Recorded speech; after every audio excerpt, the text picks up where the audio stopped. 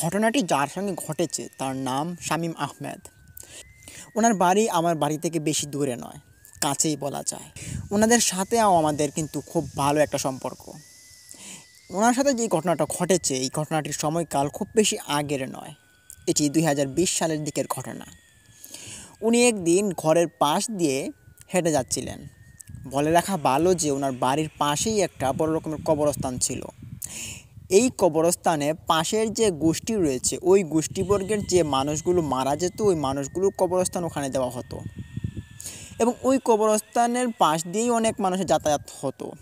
তেমনইভাবে ওই শামীম ভাই একদিন ওনার বাড়ির পাশ ধরে ওই কবরস্থানের দিকে যাচ্ছিলেন। আর উনি বেকার হওয়া সত্ত্বে ওনার কোনো কাজকাম করে না, দোকানপাটই পড়ে থাকে। তো বরাবরের মতোই উনি ওখানে দোকানে ছিল। তো রাত 12টার পর তিনি বাড়িতে আসবেন বলে রওনা দেন। তো ওনাদের বাড়ির পাশে যে কবরস্থান ছিল, ওই কবরস্থানে নাকি অনেক মানুষের সঙ্গে ভয়ঙ্কর ঘটনা ঘটেছে, যেই ঘটনাগুলো উনিও শুনেছেন এবং আমরাও শুনেছি। উনি হাঁটতে হাঁটতে যখন বাড়ির দিকে রওনা দেন, তখনই ওই কবরস্থানটা অতিক্রম করে উনি বাড়িতে আসবেন। এমতাবস্থায় উনি দেখতে পারেন রাত অন্ধকারের ভিতরে চাঁদের আলোটা যেন একটু ঘেবড়ে ঘেবড়ে আসছে এবং অতটুকু আলোতে তিনি পথ আর পথের মধ্যে কি আছে ওইটা তিনি দেখতে পারছেন। পূর্ণিমার পরের দিন এটা। তো আমরা দেখি যে পূর্ণিমার পরে কিন্তু চাঁদের আলোটা একদম কমে যায়, এরকম একটা সময় তিনি দেখতে পারেন যে কবরস্থানের পাশে একটা মুরগি এবং ওই মুরগির আশপাশে 10-12টা বাচ্চা, ছোটো ছোটো বাচ্চা, মনে হচ্ছে 2 দিন ধরে ফুটেছে এবং ওই বাচ্চাগুলো তার মাকে নিয়ে ঘোরাফেরা করছে। শামীম ভাই দেখতে পেরে তিনি বেশ অবাক হলেন এবং তিনি ছিলেন একটু লুবি টাইপের। উনি যেটা করলেন, ওই মুরগিগুলোকে দেখার পর ওগুলোকে ধরার চেষ্টা করলেন। মনে মনে ফোন দিয়ে আঁটলেন যে যদি মুরগিগুলোকে আমি ধরে নিয়ে বাড়ি যেতে পারি, তাহলে এগুলোকে বেশ টাকা বিক্রি করতে পারবো বা যে কোনো একটা কিছু করতে পারবো। আর যেহেতু রাত্রিবেলা এটা বেরিয়েছে, না জানি কার, হয়তো কেউ দেখবে না, যদিও কারো হতে পারে, কিন্তু বাড়িতে যায়নি এটা ভেবে তিনি এগুলোকে ধরার চেষ্টা করেন। তো ওনার মতলব ছিল খুব খারাপ, উনি খারাপ মতলব নিয়ে ওগুলোকে ধরার চেষ্টা করে। তো উনি যান, গিয়ে মুরগির বাচ্চা একটাকে তিনি ক্রমাগত ধরে ফেলেন এবং এক এক করে তিনি 2টা-3টা করে মুরগির বাচ্চা ধরছিলেন। উনি যখন মুরগির বাচ্চাগুলো ধরতে যাচ্ছেন, তখনই দেখতে পারেন যে মুরগির মা যেটা রয়েছে ওইটা কিন্তু কোনো রকমের উস্কানি বা ফুস্কানি করছে না যে ওনাকে ঠুকর দিবে, তারপর উল্টাপাল্টা কাজকর্ম করবে, এটা কিন্তু করেনি। উনি একটা একটা করে সবগুলো মুরগির বাচ্চা ধরে ফেললেন। ওনার মতে মুরগির বাচ্চা ধরেছিলেন 12টা। যখন তিনি ওনার লুঙ্গির যে একটা বাঁধন রয়েছে, তারপর লুঙ্গিতে এই হিন্দুদের মতো আর কি ধুতি পরে, ধুতির মতো আর কি বানিয়ে তারপর বাচ্চাগুলোকে রাখে এবং পরবর্তীতে ওই বড় মুরগিটাকে তিনি ধরার চেষ্টা করেন। কিন্তু ওই বড় মুরগিটা ধরার সময় ওনার সঙ্গে যা যা ঘটে, উনি তখন এটার জন্য মোটেই প্রস্তুত ছিলেন না। উনি যখনই বড় মুরগিটাকে একটা খাবলা দেন, তখনই দেখতে পারেন যে মুরগিটা এখানে উদাও ওনার পিছনে চলে গিয়েছে। পিছন দিকে যখন খাবলা দেন, তখন পিছনে উদাও সাইডে চলে গিয়েছে। উনি বুঝতে পারছেন হয়তো এটা লাফ দিয়ে চলে যাচ্ছে বা অন্য কিছুভাবে চলে যাচ্ছে, হেঁটে চলে যাচ্ছে। উনি তখনও ওনার মাথায় এই সেন্সটুকু আসেনি যে এখানে খারাপ কিছু হতে পারে। উনি তখন মুরগিগুলোকে ক্রমাগত ধরতে চাইছেন এবং ধরতে পারছেন না। কিন্তু ওনার ধুতির মতো লুঙ্গির আকৃতিটাতে কয়েকটা মুরগির বাচ্চা ওখানে উনি ধরেছেন এবং উনি এটা অনুভব করছেন। তো উনি বড় মুরগিটাকে ধরতে পারেন না। উনি ভাবলেন যে এটাকে হয়তো ধরতে পারবো না, তো এখান থেকে চলে যাই, মুরগির বাচ্চাগুলো হলেই হবে। এই ভেবে তিনি এখান থেকে যে কবরস্থান ছিল 4-5টা, ওখান থেকে উঠে তিনি বাড়ির দিকে আবার রওনা দেন।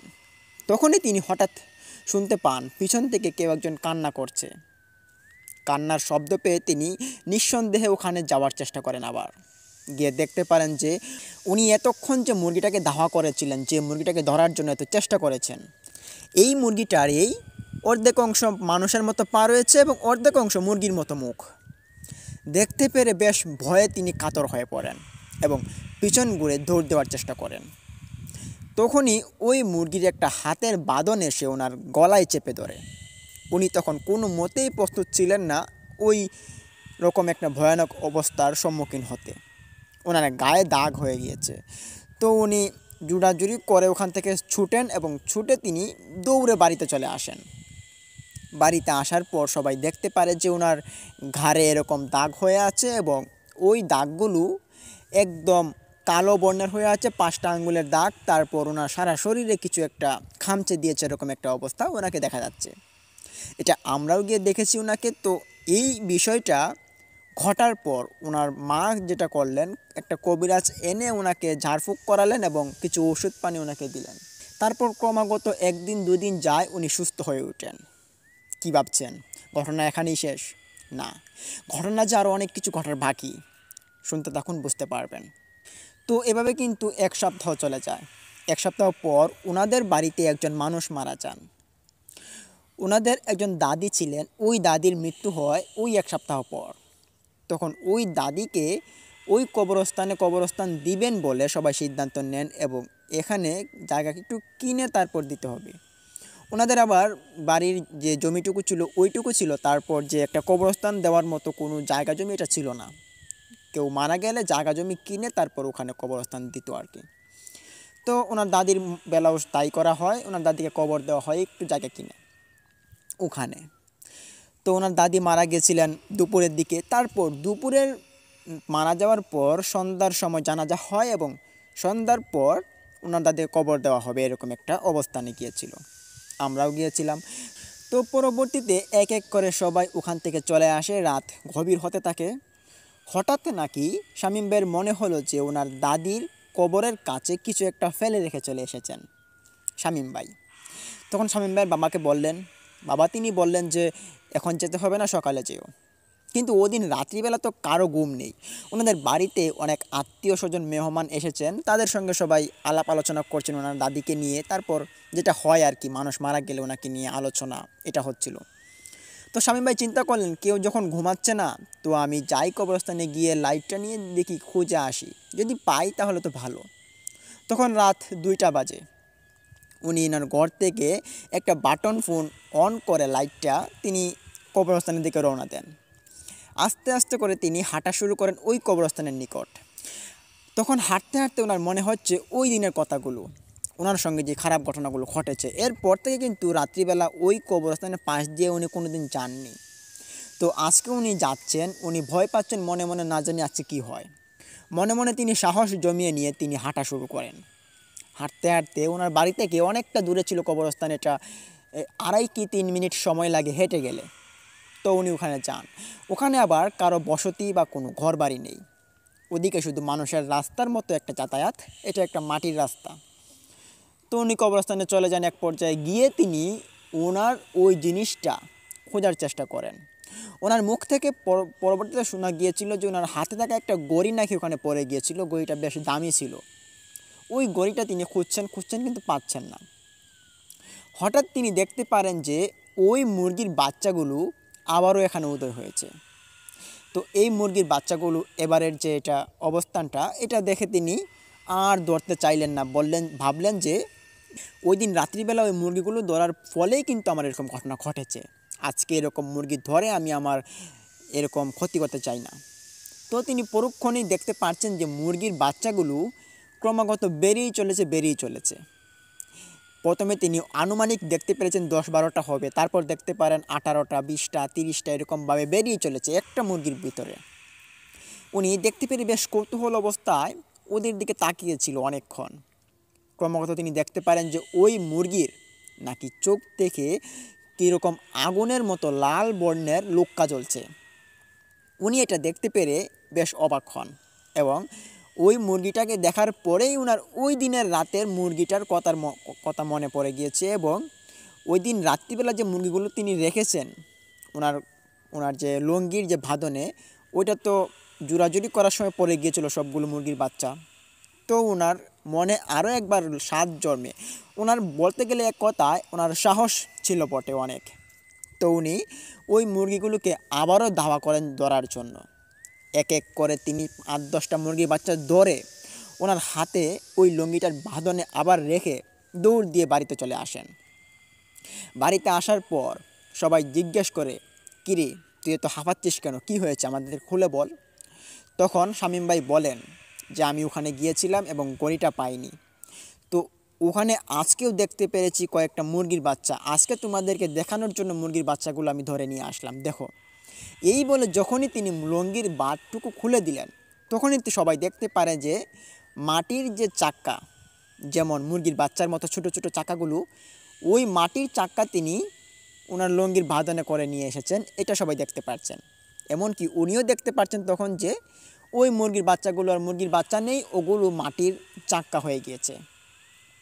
শামীম ভাই দেখতে পেরে বেশ অবাক হয়ে সবার দিকে তাকাচ্ছে এবং ওনার মুখ দিয়ে কোনো রকমের কথা বের হচ্ছে না, ওনার বাসাটুকু বন্ধ হয়ে যাচ্ছে। তখন সবাই জিজ্ঞেস করে, কিরে তুই না মুরগির বাচ্চা ধরে এনেছিস, এগুলো তো মাটির চাক্কা, এগুলো কেন এনেছিস? তখন শামীম ভাই বলে যে না না, এটা তো হতে পারে না, আমি মুরগির বাচ্চাই ধরেছিলাম, আর এগুলো হতে পারে না যে মাটির চাক্কা আমি নিয়ে এসেছি। আমি মুরগির বাচ্চা ধরেছি এবং এগুলি আমার লুঙ্গির ভিতরে পড়েছি। তখন ওনার পরিবারের লোকজনের আর বুঝতে বাকি থাকে না যে এর সঙ্গে খুব খারাপ ঘটনা ঘটছে। তখন ওনার বাবা যেটা বলেন, ওনাকে বলেন যে তুই আর কোনো দিন এই কবরস্থানের পাশে যাওয়ার চেষ্টা করবি না এবং ওই কবরস্থানের পাশ দিয়েও যাওয়ার চেষ্টা করবি না। রাত্রিবেলা দূরে থাক, দিনের বেলাও তুই যাবি না। তখন শামীম ভাই বললেন যে আমার যে গড়িটা হারিয়েছে এটা আমি কোথায় পাবো? তখনই ক্রমাগত শামীম ভাই অজ্ঞান হয়ে পড়েন, উনি সেন্সলেস হয়ে পড়েন। এটা দেখে সবাই ভয় পেয়ে যান এবং ভয় পেয়ে ওনার শরীরে গিয়ে চেক করেন, পালস চেক করেন, দেখেন যে সব ঠিক আছে। ওনাকে হাসপাতাল নিয়ে যান। ওই দিন হাসপাতাল নিয়ে যাওয়ার পরপরই ডাক্তার দেখতে পারেন যে ওনার প্রেশার একদম লো হয়ে গিয়েছে এবং ওনার শরীরে প্রচণ্ড পরিমাণ জ্বর উঠেছে এবং টাইফয়েড হয়ে গিয়েছে। দেখতে পেরে ডাক্তার সরাসরি এসে ওনার বাবাকে বললেন যে আপনার ছেলে টাইফয়েড হয়ে গিয়েছে, চিকিৎসার দরকার। তো 1 সপ্তাহ 2 সপ্তাহ এভাবে চিকিৎসা করানো হয়। ওনাকে চিকিৎসার পরবর্তীতে ওনাকে আবার বাড়িতে পাঠিয়ে দেওয়া হয়। বাড়িতে নিয়ে আসেন সবাই। হয়তো কিছুদিন আগে ওনার দাদি মারা গিয়েছেন, এর জন্য সবার মনটা একটু শোকা হতো। এখন আবার ওনার ছেলের সঙ্গে এরকম ঘটনা ঘটছে, মানে শামীম ভাইয়ের সঙ্গে এরকম ঘটনা ঘটছে, এটার কারণে কিন্তু সবারই একটু মনটা অন্যরকম হয়ে আছে। ওনার পরিবারের লোকজন সবাই ভয়ে আতঙ্কিত এবং ওনার বাবা ভাবলেন যে ভালো কবিরাজ এনে ওনার ছেলেকে একটু আটকে দিবে, বাঁধন দিবে, তারপর ওনার ছেলেকে তাবিজ কবজ করবেন আর পরিবারে কোনো কিছু করা লাগলে করবেন। এইটা ভেবে তিনি একজন ভালো কবিরাজ আনলেন এবং কবিরাজের সাহায্যে উনি ওনার পরিবারের লোকজন সকলকে আবদ্ধ করলেন তাবিজের মাধ্যমে। তাবিজ কবজের মাধ্যমে আবদ্ধ করার পর কবিরাজ অনেক কিছু নিয়মাবলী এবং নির্দেশনা দিয়েছিলেন, ওইটার অনুযায়ী চলতে হবে। তো সবাই মানলেন। এর মধ্যে একটি নিয়মাবলী যেটা রয়েছে, এটা আপনাদের মাঝে আমি বলতে চাইব। এই নিয়মাবলীটি ছিল যে রাত্রিবেলা কেউ কবরস্থানের পাশ দিয়ে ঘোরাফেরা না করা। তো এই নিয়মাবলীটা লঙ্ঘন করে একমাত্র শামীম ভাই।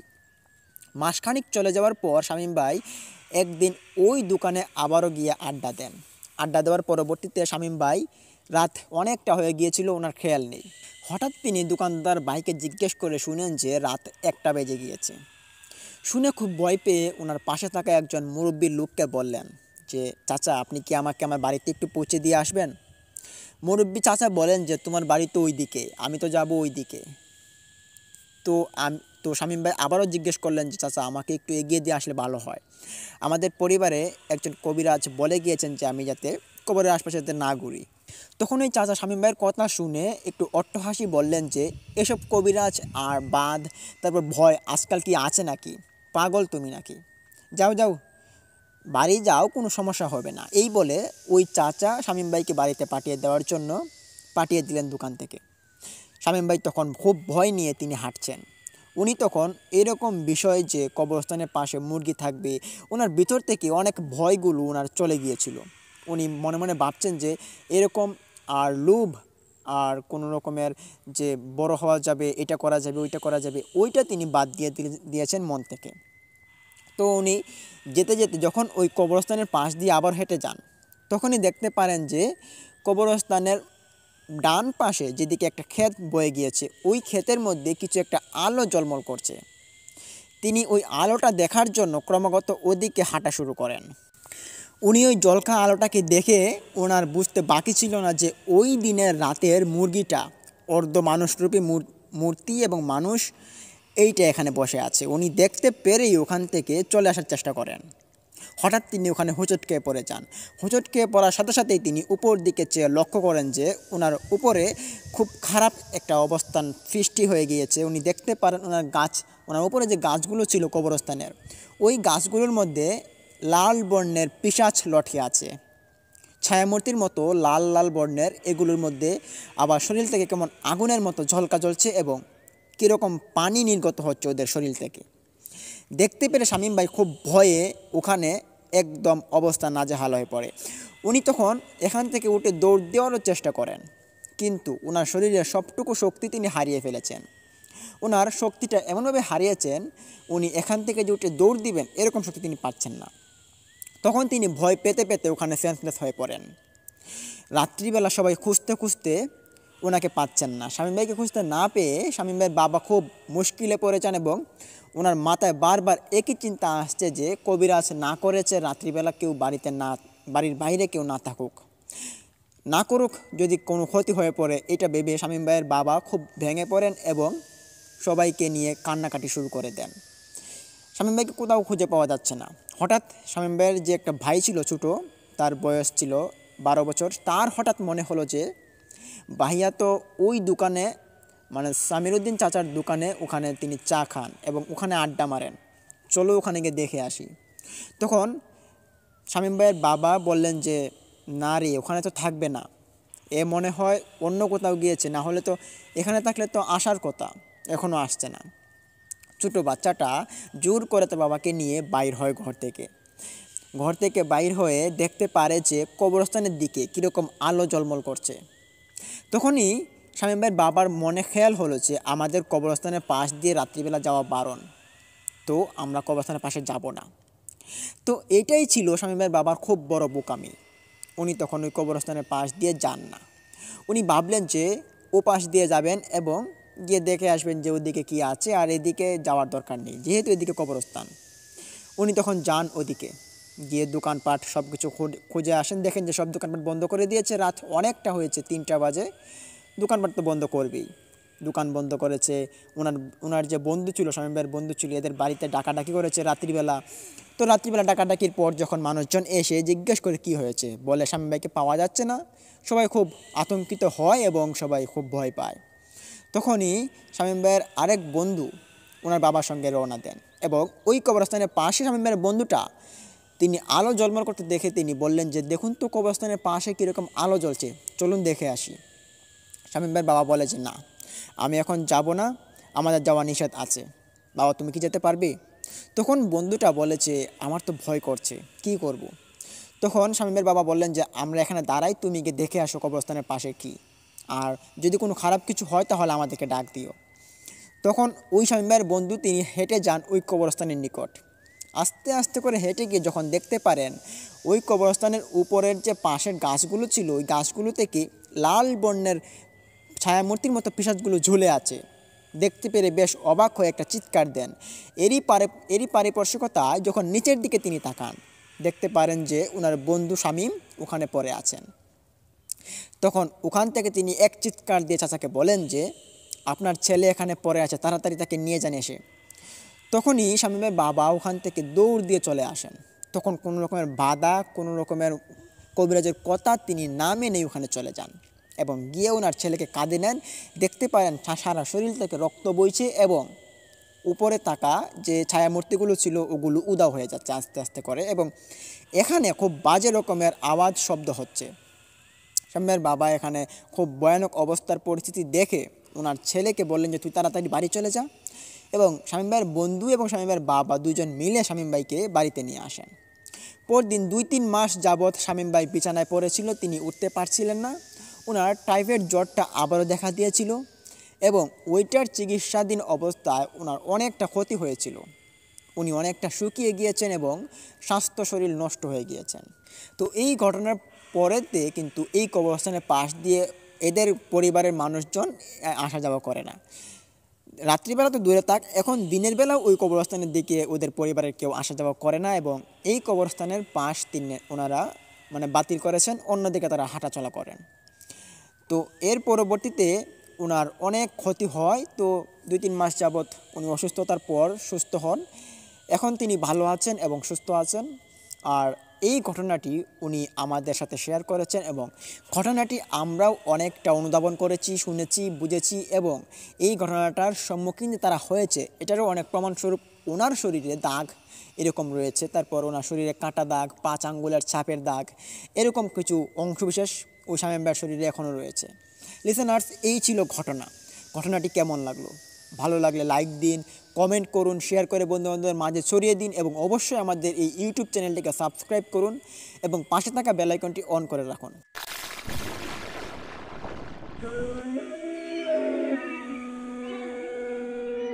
আজকের এই ঘটনাটি আমার সাথে শেয়ার করেছেন আমাদের একজন চাচা।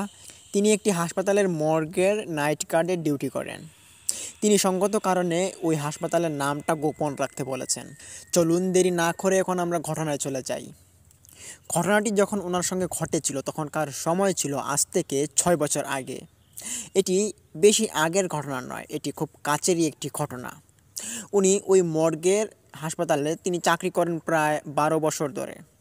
12 বছর যাবৎ ওনার সঙ্গে এমন কোনো ঘটনা ঘটেনি যে ঘটনাগুলো আপনাদের মাঝে নিয়ে আসার মতো। তবে 2018 সালের দিকে ওনার সঙ্গে এমনই একটি ভয়াবহ ঘটনা ঘটে, যেই ঘটনার পরিপ্রেক্ষিতে ওনার অনেকটা ক্ষতি হয়ে পড়ে এবং ঘটনাটি মারাত্মক লেভেলের লোমহর্ষক এবং ভয়ঙ্কর। চাচার নাম আব্দুল কাশেম। তিনি রাত 8টা থেকে সকাল 8টা পর্যন্ত ওনার ডিউটি। স্পেশালি উনি 6টার সময় কোনো দিন চলে আসেন এবং কোনো দিন 8টা পর্যন্ত থাকতে হয় ওখানে। আবার এখানে যদি রোগীর কোনো রকম চাপ থাকে তাহলে ডিউটির ব্যবধান হতে পারে। তো 2018 সালে যখন শীতকাল পড়ছিল হঠাৎ আস্তে আস্তে করে, তখন একটা দিন উনি রাত্রিবেলা বের হয়ে যান বাড়ি থেকে এবং মর্গের উদ্দেশ্যে রওনা দিয়ে ওনার একটা সিট আছে ওখানে, ওই সিটের মধ্যে বসে থাকেন। তো মর্গের মধ্যে রাত্রিবেলা তো আর ঘোরাফেরা করতে হয় না, যার কারণে তিনি একটা চেয়ারের মধ্যে বসে থাকেন সারা রাত। আবার মর্গের যে ডিউটিটা এটা এখানে কিন্তু ঘুমানো নিষেধ। এখানে যদি ঘুমায় তাহলে কিন্তু অনেক কিছু ক্ষতি হতে পারে বা চোরের আশঙ্কা বেশি থাকে। তো যার কারণে নাইট গার্ডের ডিউটি যারা করতো তাদের কোনো রকমের ঘুম বা কোনো চেয়ারে বসে ঘুম লেগে যাওয়া এরকমটা হওয়া একদমই সম্ভব ছিল না। তো তিনিও রাত্রিবেলা ঘুমাচ্ছিলেন। হঠাৎ আব্দুল কাশেম চাচা তিনি দেখতে পারেন যে একটি লাশ দিয়ে আসছে মর্গের দিকে এবং ওই লাশের সঙ্গে দুজন মানুষ, একজন হচ্ছে মহিলা, একজন হচ্ছে পুরুষ। ওই দুজন মানুষ আরেকটি লাশকে নিয়ে দৌড়ে আসছে। আব্দুল কাশেম চাচা তিনি হঠাৎ এক পলকে দেখতে পারলেন এই বিষয়টা। তিনি তখন মনে মনে চিন্তা করছেন যে আজকে তো ডাক্তারদের ছুটির রাত, তো আজকে তো একটা ডাক্তারও নেই। এই লাশটা যে আসছে এটা কি রুগী নাকি মর্গের পোস্টমর্টম করানো লাগবে। তখন তিনি আরও অবাক হলেন যে অ্যাম্বুলেন্স ছাড়াই তারা ওই লাশটাকে নিয়ে এসেছে এবং একটা বডি প্যাডের মধ্যে ওই লাশটা রাখা ছিল। তো লাশের গাড়িটা ওখানে দাঁড় করিয়ে তারা দুজন খোঁজাখুঁজি করছে, যে মনে হচ্ছে কোনো ডাক্তারকে খোঁজাখুঁজি করছেন। কাশেম চাচা তখন ওদের নিকট গিয়ে দাঁড়ায়, গিয়ে বললেন যে আমি এখানের সিকিউরিটি গার্ড, এই লাশ কার? তখন এই মহিলাটি উঠে বলে যে এই লাশ আমার ছেলে মারা গিয়েছে, তাকে পোস্টমর্টম করানোর জন্য নিয়ে আসা হয়। তখন কাশেম চাচা অবাক দৃষ্টিতে বললেন যে আপনাদের ছেলে মারা গিয়েছে, আপনারা পোস্টমর্টম করতে নিয়ে এসেছেন, এটা কীরকম কথা? আপনাদের বাড়িতে কি আর কোনো লোক নেই? তখন ওই মহিলাটি উঠে বলে যে না, আমার এই ছেলে সে ঘরের মধ্যে পাখার বাড়ি খেয়ে মারা গিয়েছে। তো আমরা এখানে ভাড়া থাকি, তো তার কারণেই আর আমাদের পরিবারে কোনো লোকজন নেই, আমরা 3 জনই থাকি ওখানে। আর ভাবলাম যদি পোস্টমর্টম না করাই তাহলে তো পরবর্তীতে কোনো রকমের গণ্ডগোল হতে পারে, তাই না? কাশেম চাচা তখন আর কিছু বোঝার বাকি রইল না, তিনি বুঝতে পারলেন যে হয়তো তার বিপদে পড়েছে। তখন তিনি বললেন যে আজকে তো ডাক্তার নেই, তো আজকে পোস্টমর্টম করানো যাবে না। তখন লাশের মা রেগে বলে যে কি বলছেন এসব, পোস্টমর্টম করানো যাবে না মানে? আপনি ডাক্তারকে ফোন দিন। তখন কাশেম চাচা ফোন দিলেন, তো ফোন দেওয়ার পরবর্তীতেও ডাক্তার আসতে পারবে না এটা জানিয়েতে। তখন রাত্রিবেলা কাশেম চাচা বললেন যে আপনারা এখানে থাকুন, ফজরের আজানের আগেই ডাক্তার চলে আসবে, পোস্টমর্টম করাবে তারপর। তখন রাত অনেকটা হয়ে গিয়েছে আর ওই লাশটাকে বললেন যে পোস্টমর্টম ঘরের ভিতরে ঢুকিয়ে দেওয়ার জন্য, মর্গের ভিতরে আর কি। তো কাশেম চাচা মর্গের দরজাটা খুলেন আস্তে করে এবং খোলার পর তিনি ওই লাশের বডি প্যাডটা ওখানে ঢুকিয়ে দেন। মর্গের ভিতর ঢুকেই কাশেম চাচার একটু মনে খেয়াল হলো যে লাশটা কি দেখি তো কত বছর বয়সী ছেলে হবে। তো তিনি স্বাভাবিকভাবে ওই লাশটাকে দেখার জন্য লাশের যে উপরে কাপড়টা ছিল ওইটা তিনি খুলেন। যখনই তিনি ওই লাশের মুখের উপর থেকে কাপড়টা উড়িয়ে দেন তখনই দেখতে পান এই লাশের মুখের কোনো ছিন্ন ভিন্ন নেই এবং লাশের মুখটা মনে হচ্ছে না যেটা কোনো মানুষের মুখ, মনে হচ্ছে এটা অনেক দিন আগে মারা গিয়েছে এবং এই লাশটাই এখন তারা নিয়ে এসেছে। তবে অদ্ভুত রকমের বিষয় হচ্ছে যে লাশের ভিতর থেকে কোনো রকমের গন্ধ বের হচ্ছে না। দেখতে পেরে বুঝতে পেরে কাশেম চাচা খুব অবাক হন এবং মর্গে থেকে বাইর হয়ে আসেন। এসে জিজ্ঞেস করেন লাশের মাকে যে আপনাদের ছেলে কোন দিন মারা গিয়েছে। তখন বলে যে আজকে মারা গিয়েছে, কোন দিন মারা যাবে আবার। তখনই কাশেম চাচা বলে যে আপনার ছেলের মুখ দেখলাম যে তার খুব বাজেভাবে বিশ্রী হয়েছে, পাখার মধ্যে কতটুকু বাড়ি লেগেছিল। তখনই ওখানে থাকা লোকটা কাশেম চাচার দিকে রাগান্বিত অবস্থায় তাকালেন এবং বললেন যে এটা আপনি কী করলেন। কাশেম চাচা তখন বিস্ময়কর চোখ নিয়ে ওনাকে বললেন যে আপনাদের ছেলের মুখটা আমি একটু দেখেছিলাম, তো আমি দেখতে পারলাম যে মুখের কোনো অবস্থান দেখা যাচ্ছে না, আর এটা ছেলে নাকি মেয়েটাও বোঝা যাচ্ছে না, চুল তো খুব লম্বা লম্বা। তখন ওখানে থাকা পুরুষ এবং মহিলা দুজন একদম রাগান্বিত অবস্থায় কাশেম চাচার দিকে চোখ বড় বড় করে ওনাকে ভয় দেখানোর মতো একটা অবস্থায় তারা বকাবাদ্য করছিল এবং নানান ধরনের কথাবার্তা বলছিল যে কেন আপনি আমার ছেলের মুখ দেখলেন। তখন কাশেম চাচা বললেন যে আপনার ছেলেও মানুষ, আপনারাও মানুষ, আমিও মানুষ, তো দেখলে সমস্যা কোথায়। তখনই ওখানের পুরুষ লোকটা কাশেম চাচার গলা চেপে ধরেন এবং বলেন যে তোকে আজকে মেরেই ফেলবো। তখন কাশেম চাচার মনে অনুভূতি হলো যে এটা কোনো রকমের মানুষের হাত নয়, ওনাকে যে চাপ দিয়ে ধরেছে গলায়, এটা খুব ভয়ঙ্কর এবং খুব মারাত্মক লেভেলের একটা চাপ পড়েছে ওনার গলায়, ইনি অনুভব করতে পারেন। পরক্ষণেই ওখানে দেখতে পারেন যে মহিলাটি এখানে নেই এবং ওই পুরুষটা মর্গের ভিতরে চলে গিয়েছে। তখন কাশেম চাচা গলাটা ছুটতে পেরে উনি পাশে থাকা একটা বোতল থেকে পানি পান করেন। পানি পান করার পর উনি এক দৌড় দিয়ে হাসপাতালের সাইডে কর্নারে চলে যান। ওখানে একটা আয়না ছিল, আয়নার দিকে ওনার গলাটা যখনই তাক করেন তখনই দেখতে পারেন যে গলার মধ্যে দাগ হয়ে আছে এবং গলা থেকে রক্ত ঝরছে। কাশেম চাচার একটুও খেয়াল হচ্ছে না যে ওনার গলা কেটে গিয়েছে।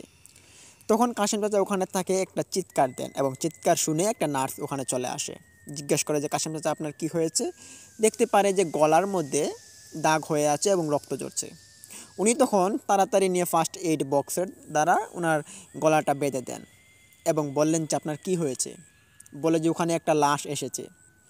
বলে যে কোথায়? মর্গে। মর্গে তো এখন কোনো লাশ আসেনি, কোনো অ্যাম্বুলেন্সও তো আসেনি, আপনি কি দেখেছেন? তখন নার্সটা বলে যে চলুন তো দেখি আপনি কি দেখে এসেছেন। এই বলে নার্স আব্দুল কাশেম চাচাকে নিয়ে মর্গের দিকে রওনা দেন। মর্গের ঘরের পাশে যখন তারা যায় তখনই দেখতে পারে যে মর্গের দরজাটা তালা দেওয়া এবং মর্গের বাইরে কেউ নেই এবং বাইরে শুধু একটা বডি প্যাড পড়ে আছে। ওইটা তারা ঠিকই দেখতে পেরেছে। নার্স দেখতে পেরে বলে যে এই বডি প্যাডটা বাইরে কে বের করেছে। বলে যে বডি প্যাড দিয়ে তারা এসেছিল ওই লাশ নিয়ে, আর এই লাশটাকে ওখানে নিয়ে যাওয়া হয়েছে ভিতরে। তখন বলে যে তাহলে তো দরজা তালা মারা, দরজা কি আপনি তালা মেরেছেন? বলে যে না তো, দরজা তো আমি তালা দেইনি। তখন নার্স বেশ অবাক হয়ে চাচাকে বললেন যে চলুন তো আমরা দেখে আসি ভিতরে কি আছে। এই বলে কাশেম চাচার হাত থেকে চাবিটি নিয়ে নার্স তালাটা খুললেন। তালা খুলে যখনই মর্গের ভিতরে প্রবেশ করলেন দুজন অনুভব করতে পারলেন যে মর্গের ঘরটা একটা কাঁপুনি দিয়ে উঠেছে। তখন কাঁপুনি একটু অনুভূতি পেয়েই দুজন একটু ভয়ে ঘিবড়ে যান। তখন দুজনের দিকে দুজন তাকান এবং সাহস জমান। তখন মর্গের লাইটটা অন করেন, অন করে পুরোটা খোঁজাখুঁজির চেষ্টা করেন। আর ওখানে থাকা নার্স আবার জিজ্ঞেস করলেন যে মর্গের লাইটটা তো অন থাকার কথা, অফ কেন? বলে যেটা তো অনই ছিল। তো লাইট অন করার পর দেখতে পারে যে ওখানে কোনো রকমের লাশ নেই, লাশ ছিল দুইটা আগের। তো ওই লাশগুলো সকালে এসে নিয়ে যাবে, আর কোনো রকমের লাশ নেই, নতুন কোনো লাশ এখানে আসেনি। তখন কাশেম চাচা ওখানে থেকে খুব ভয়ে তিনি বলেন যে না না, এটা হতে পারে না, এখানে একটা লাশ এসেছিল, আমার চোখে আমি ভুল দেখতে পারি না। এই বলে নার্সের সঙ্গে একটু জেরাজেরি করলেন তিনি। পরবর্তীতে ওই নার্স কাশেম চাচার মনের ভুল ভেবে তিনি ওখান থেকে চলে যান, ওনার যে ডিউটি যেখানে এখানে চলে যান। কাশেম চাচা তখন দরজাটা তালা লাগিয়ে তিনি চেয়ারে এসে বসে থাকেন। এবং বসে বসে এই বিষয়টা তিনি চিন্তা করছেন। আর ওনার গলাতে প্রচুর পরিমাণে ব্যথা অনুভব করছেন তিনি। তখন তিনি হঠাৎ কিছুক্ষণ সময় যাওয়ার পরই দেখতে পারেন যে মর্গের ভিতর থেকে কেউ একজন দরজা ধাক্কাচ্ছে এবং মনে হচ্ছে সে মর্গের ভিতর থেকে বাহিরে আসার চেষ্টা করছে, এরকমভাবে সে দরজা ধাক্কাচ্ছে। কাশেম চাচা তখন বিস্ময় হয়ে তিনি ভাবেন যে কী ব্যাপার, আমরা তো একটু আগেও মর্গের ভিতর থেকে এসেছি, কই মর্গের ভিতরে তো আমরা কাউকে দেখতে পারিনি, এখন আবার কে মর্গের ভিতর থেকে ধাক্কাচ্ছে দরজা। তিনি ওইটা দেখার জন্য আস্তে আস্তে করে মর্গের সামনে যান এবং চাবিটা দিয়ে যখনই তিনি তালার হাতে ধরেন তখনই দেখতে পারেন যে তালা পুরো রক্ত মাখা অবস্থায় ওখানে ঝুলিত অবস্থায় আছে, তালার মধ্যে পুরোটা রক্তে ভরে গিয়েছে। কাশেম চাচার হাতেও রক্ত পড়ে গিয়েছে অনেক। তখন কাশেম চাচা হাতটা এক ঝলক ওখান থেকে উঠিয়ে তিনি ওনার যে সাথে থাকা মোবাইলটা ওইটা দিয়ে তিনি লাইট অন করে দেখতে পারে যে তালার মধ্যে রক্ত ঝুলে আছে এবং পরক্ষণেই দেখতে পারেন মর্গের দরজার নিচ দিয়ে রক্ত বয়ে আসছে। তিনি তখন এই অবস্থা দেখে তিনি বুঝতে পারছেন যে যে লাশটা এসেছে এই লাশের রক্ত ছাড়া এটা কারো লাশের রক্ত হতে পারে না, এটা একটা তাজা লাশের রক্ত এবং এটা কোনো রকমের আগের লাশের রক্ত হতে পারে না। তখন তিনি তাড়াতাড়ি করে ওই রক্তমাখা তালাটাকেই তিনি খুলে ফেললেন এবং খুলেই তিনি দরজার ভিতরে চলে গেলেন। হঠাৎ তিনি অনুভব করতে পারছেন যে এই মর্গের ভিতরে কেউ একজন আছে, কোনো মানুষ হয়তো মর্গের ভিতরে বসে আছে খাপটি মেরে। তিনি এটা অনুভব করতে পেরে এই কোণা ওই কোণা, তারপর মর্গের সিট বেলের নিচের দিকে, করিডোরের দিকে সবটা তিনি খোঁজার চেষ্টা করেন। বাথরুমে ওয়াশরুমেও তিনি খোঁজার চেষ্টা করেন, কিন্তু তিনি পাচ্ছেন না। কিছু দেখতে না পেয়ে তিনি ভারাক্রান্ত মন নিয়ে মর্গের ভিতর থেকে বাইরে আসার চেষ্টা করেন। পিছন ঘুরেই তিনি দেখতে পারেন যে মর্গের দরজাটা লাগানো অবস্থায় আছে, অথচ তিনি মর্গের দরজাটা খুলেই তিনি প্রবেশ করেছিলেন মর্গের ভিতরে। মর্গের দরজার কাছে তিনি যান, আবারও গিয়ে তিনি দেখতে পারেন যে মর্গের দরজাটা বাইরে থেকে কেউ লক করে দিয়েছে। তো তিনি তখন অন্য একটা চিন্তা করছিলেন, ওই মর্গের যে ডুম ছিলেন ওই ডুম কিন্তু ওই চাচার সঙ্গে অনেক মজা করত এবং ঠাট্টা মশকরা করত। এরকম বিষয় আগে করেননি, তবে অন্যরকমভাবে করত। তো তিনি ভাবলেন যে মনে হয় মর্গের ডুম চলে এসেছে, যার কারণে তিনি এখন ওনার সাথে একটু মজা করছে। মর্গের ডুমের নাম ছিল লিটন দাস। উনি তখন মর্গের ভিতর থেকে বলছেন যে লিটন দাস এরকম মজা করো না, আমার গলায় খুব ব্যথা করছে, দরজাটা খুলে দাও। তখন বাইরে থেকে কেউ শব্দ করে না। 1 মিনিট 2 মিনিট 3 মিনিট চলে যাওয়ার পরও যখন কোনো শব্দ করছে না, তখন আব্দুল কাশেম চাচা তিনি বুঝতে পারেন যেটা লিটন দাস হতে পারে না।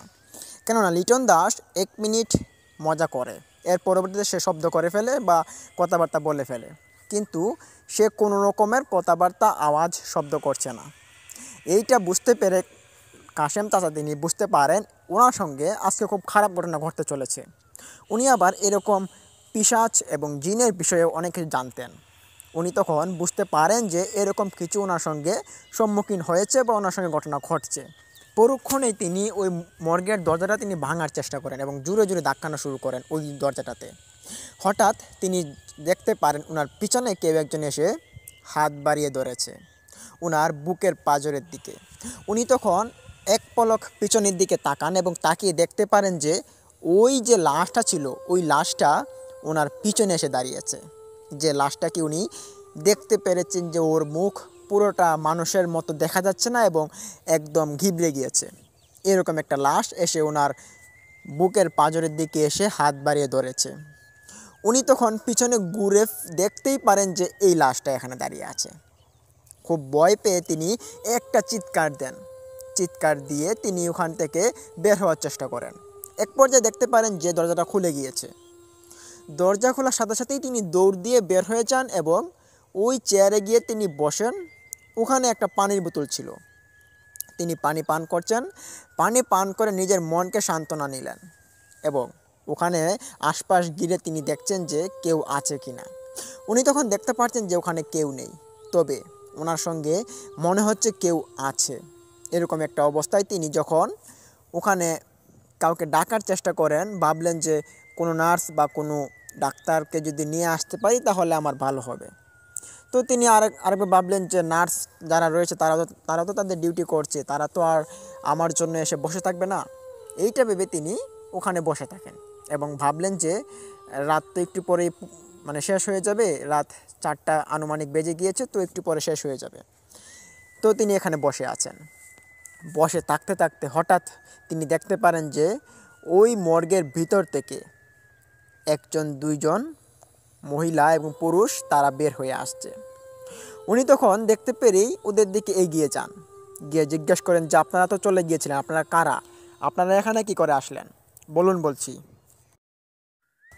উত্তরে তখন ওখানে থাকা পুরুষ লোকটি বলে যে তুমি আমাকে চিনবে না, আমাদেরকে চিনবে না, আমাদেরকে পথ ছাড়ো বলছি। তখন কাশেম চাচা বললেন যে না, আমি পথ ছাড়বো না, আপনি আমার গলায় এতটা দাগ করেছেন, বলুন আপনি কে। তখন ওই লোকটা তার আসল রূপে ফিরে আসে।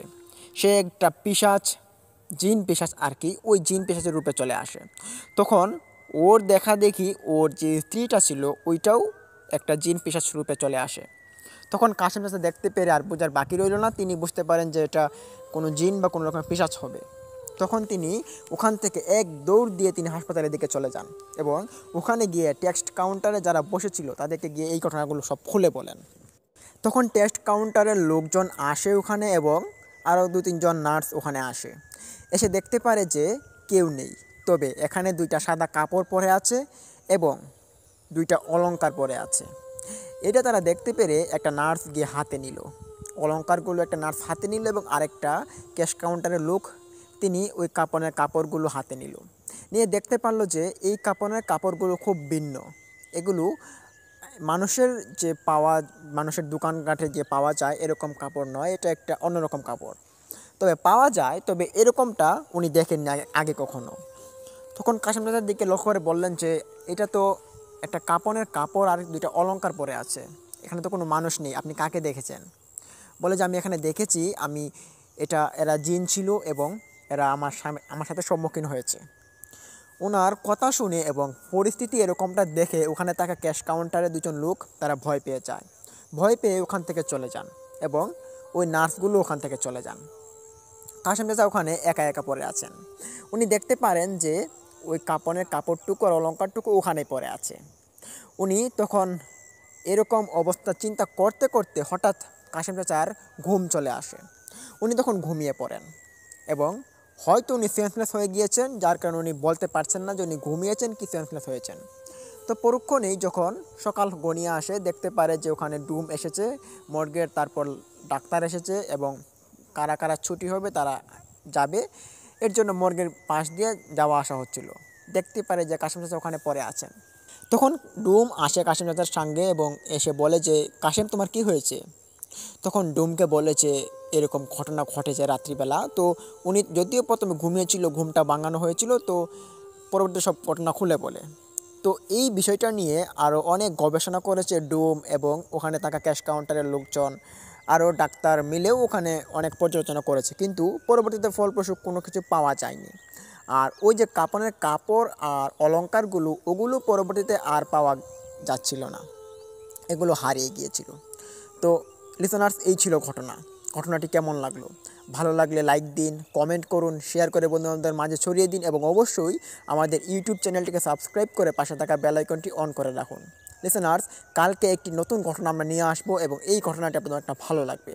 তো কাল পর্যন্ত আপনারা ভালো থাকুন, সুস্থ থাকুন সবাই। আসসালামু আলাইকুম।